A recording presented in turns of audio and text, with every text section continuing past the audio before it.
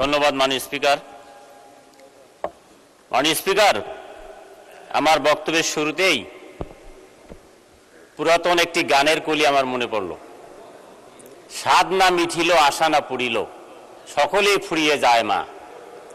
মাননীয় স্পিকার, 54 বছরে এই সংসদে অনেক বাজেট পেশ করা হয়েছে। 54 বছরে অনেক সরকার এসেছে। জনগণ মনে করেছিল এই বাজেট বোধহয় আমাদের আশা পূরণ করবে এবং স্বাদ মেটাবে, কিন্তু 54 বছরে কোনো বাজেট, কোনো সরকার জনগণের আশা পূরণ করতে পারেনি।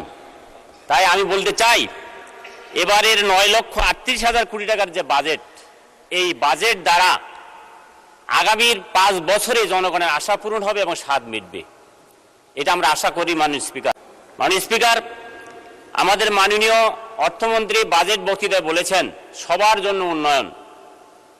যদি সবার জন্য উন্নয়নের কথাটি সত্যি হয় মাননীয় স্পিকার, তাহলে রংপুর বিভাগ 2 কোটি মানুষ যেখানে বসবাস করে মাননীয় স্পিকার, এই 2 কোটি মানুষের আবাসস্থল রংপুর বিভাগের জন্য বরাদ্দ রাখা হয়েছে মাননীয় স্পিকার। যদি সত্য হয় কথাটা, 1% বরাদ্দ রাখা হয়েছে মাননীয় স্পিকার। এই 1% বরাদ্দ দিয়ে রংপুর অঞ্চলের কি উন্নয়ন হবে আমি আজকে আপনার মাধ্যমে জানতে চাই। মাননীয় স্পিকার, আমরা 54 বছরে এই উত্তরবঙ্গকে ঠকাতে দেখেছি। আমরা বলতে চাই না এই বাজেটও ঠকাঠকির বাজেট, আমি তা বলতে চাই না, কিন্তু বাস্তবতার নিরিখে যদি দেখি তাহলে দেখা যাবে এবারও আমরা ঠকার মধ্যে পড়েছি রংপুর অঞ্চল। মাননীয় স্পিকার, এই অঞ্চলের মানুষ কি ট্যাক্স দেয় না? এই অঞ্চল কি বাংলাদেশের পার্ট নয়?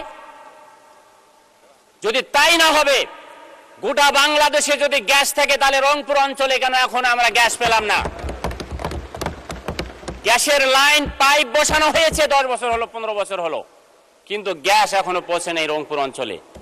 মাননীয় স্পিকার, রংপুর অঞ্চলে গ্যাসের লাইন গেছে, কিন্তু 2 সাইডের যত জেলা এবং সীমান্তবর্তী যে জেলাগুলো, সেখানে কিন্তু গ্যাস লাইন বসানো হয়নি।